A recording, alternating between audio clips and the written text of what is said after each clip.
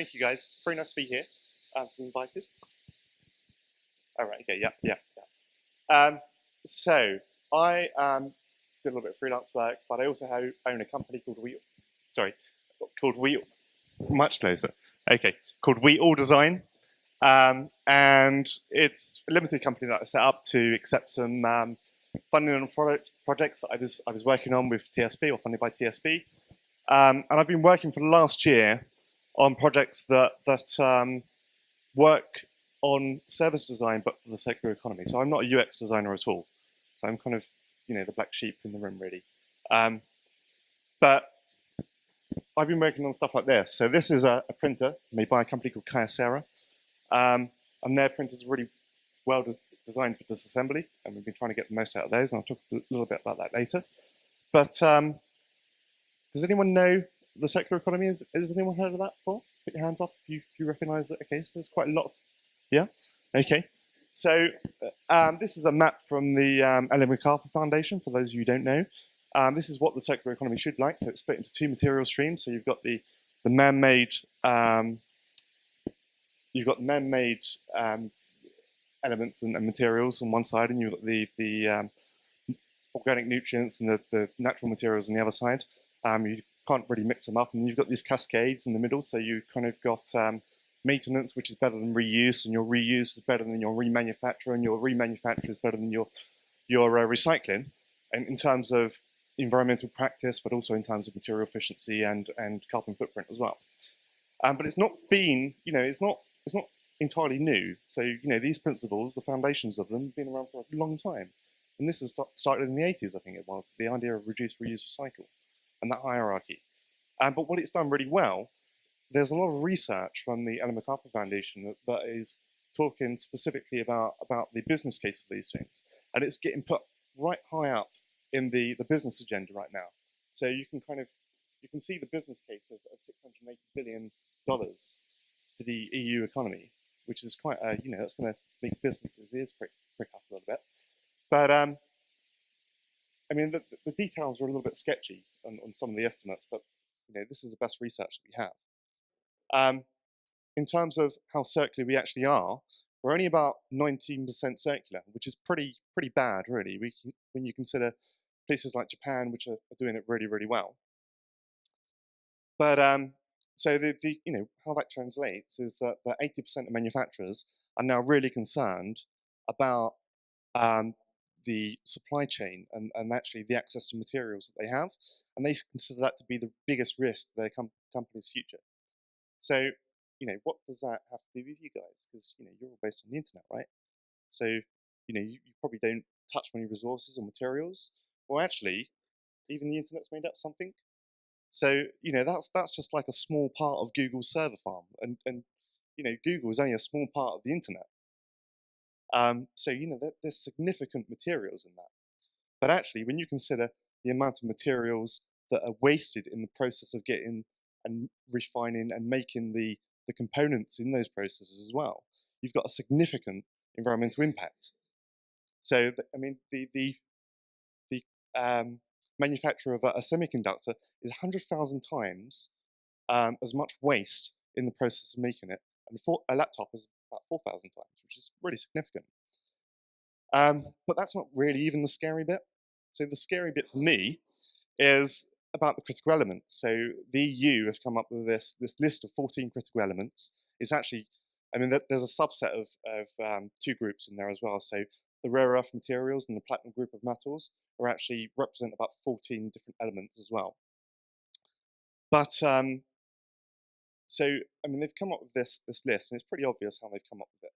So they've looked at the supply scarcity and the access to materials that we have in mines around the world, and the economic importance of those materials. And they put them on a graph, and they've taken a section off, and they've said that these are the really important materials that we want to concentrate on, give funding to, and try to recycle more within the EU.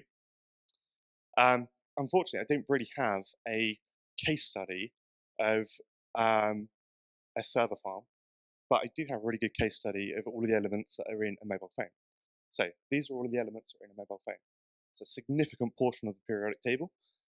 All of the grayed out elements you'll see are all in that in that phone. This comes from the Great Recoveries research, which is a program run by the RSA. And so what that translates into is if you look at the critical elements within that mobile phone and the contents within that as well, is there's about 12 of those elements in that mobile phone which are considered critical by the EU. But that's a significant portion of what's actually in that phone that people are really worried about. And I don't have time to go through all of those 12 components, so I'm just going to take 2 case studies to talk about. And the first one is indium. So indium is used in all of these products. So you have a transistor, which is a pretty standard electrical component in most electronic equipment, and then you have solar cells as well. So solar cells, are considered to be a really important part of a solar economy and clean energy. But they rely on indium, and so do TV screens, computer screens, mobile phone screens, and that's probably where the indium is in the mobile phone as well, in the screen. But the problem with indium is that we only have about 15 years of it left. So we don't have much indium left, and so it's really in critical supply, and we're not recycling it very well. And more than that, actually there's more indium in use and has been used in the previous however many years than is proven possible to get out of mines. So that's quite a scary statistic, I think. But then on top of that, you have this other element called neodymium. So neodymium is a really, really interesting element because it's used in all of these products here. So it's really important when it's a magnet.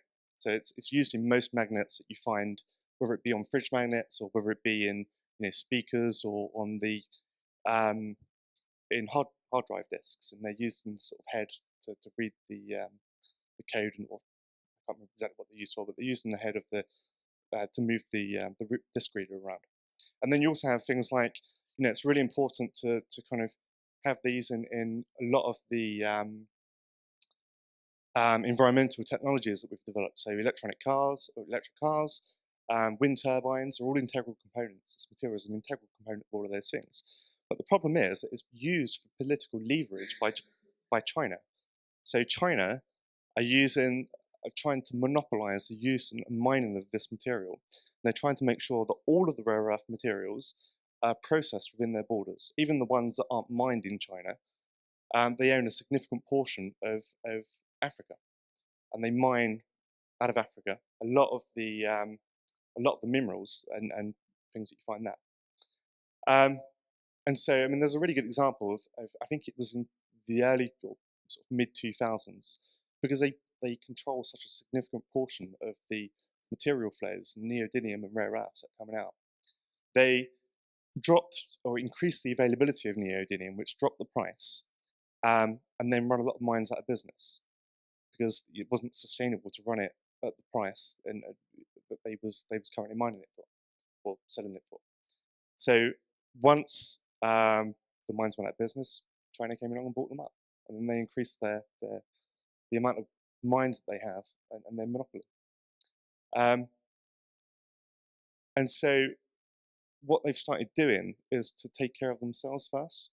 So they're now looking at how to first of all supply the demand within their own economy, which is booming, and they've reduced the amount that they're exporting. So they used to export 75% of their reserves, but they're only now exporting 25%, which is, it's quite scary, because if we don't control materials and material flows, we can't make stuff, which basically is a fabric of our society and all of the things that we do.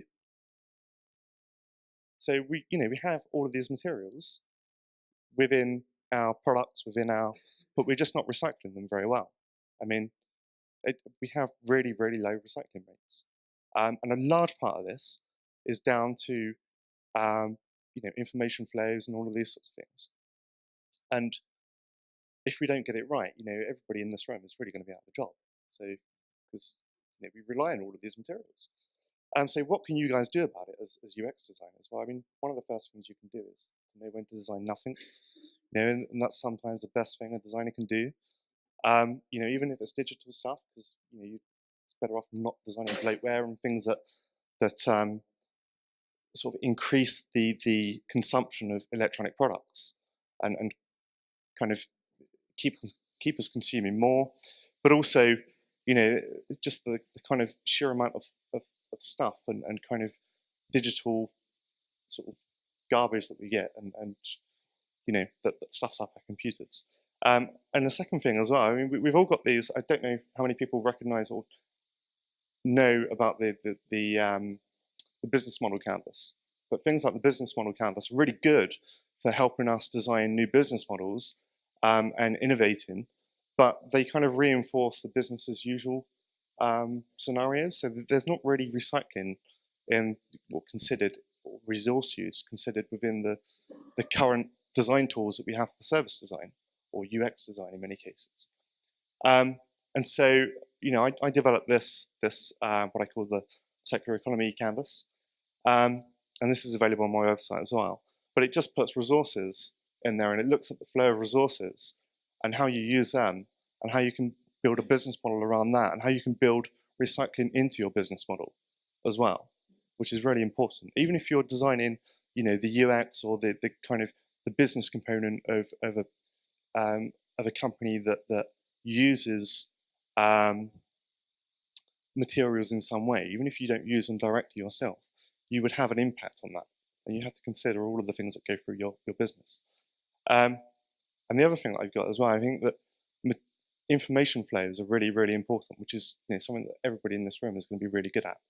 I've got Jack. So I've got a video here, haven't I? So how do I get to my video? Is it okay?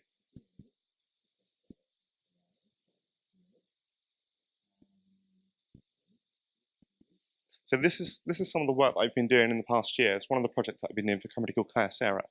And it shows basically the disconnect between the components that are in a product and how to get them out, and the value that's contained or embedded within the product and how to recycle them.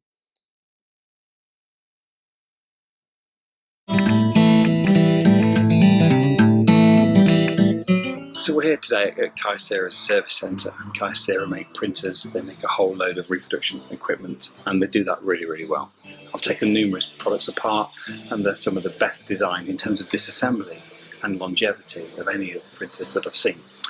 So the whole aim of the work we're doing with Kyocera is to understand how we can close the loop in numerous ways on their printers, on their products generally, and how the current re-regulation systems hinder or help that kind of changed business model.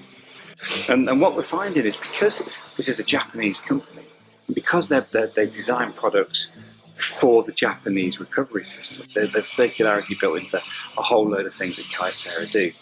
That isn't the case for all manufacturers. And consequently, we're trying to draw the lessons out of this and apply it generally to this sector. So there's some really interesting things when you're refurbishing or reprocessing or even recovering and recycling an old product like this. Little issues like toner being in places that it would normally be in, it's understandable that it's there, massively increases the cost of recovery and reprocessing. So if we can remove toner before shipping things back or shipping things for reprocessing, we can significantly change the economics of the situation.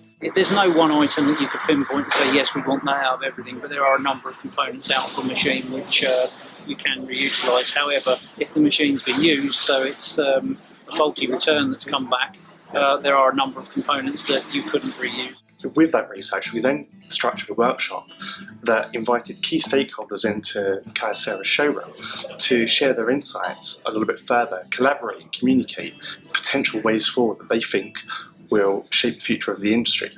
The thing I've learned today is the intrinsic value to some of the parts. I mean, you know, as I said in the workshop, we probably would have scrapped devices without realising the potential value in those devices. The processes are available, but the people operating the processes don't have an easy way of identifying which products are suitable for the processes. Yeah. So it's kind of getting that information flow right through from the bill of materials to the kind of, you know, tools for disassembly or whatever, and making sure that all the relevant people in the supply chain have access to that information as easily as possible. The outcomes of the work we're doing are now shaping the way that we're designing the relationships between Kyocera stakeholders and facilitating further communication, collaboration, and the sharing and better performance of Kyocera products, as well as how they're disassembled and reprocessed at the end of life. I think there's some really interesting ideas came out of the conversations, and there's definitely at least half a dozen things that I'm actively going to follow up to see whether we can actually make them happen. So I thought the whole thing was fascinating. So that's basically the end of the video. I'm going to make go because it goes on and it goes through titles and stuff like that. So, but that's the end of the interesting part anyway. But the really interesting thing that comes out of it is a disconnect between all of these different stakeholders, and that's actually what's stopping people from recycling things, actually knowing the value of materials that are in the things and actually how to get them out.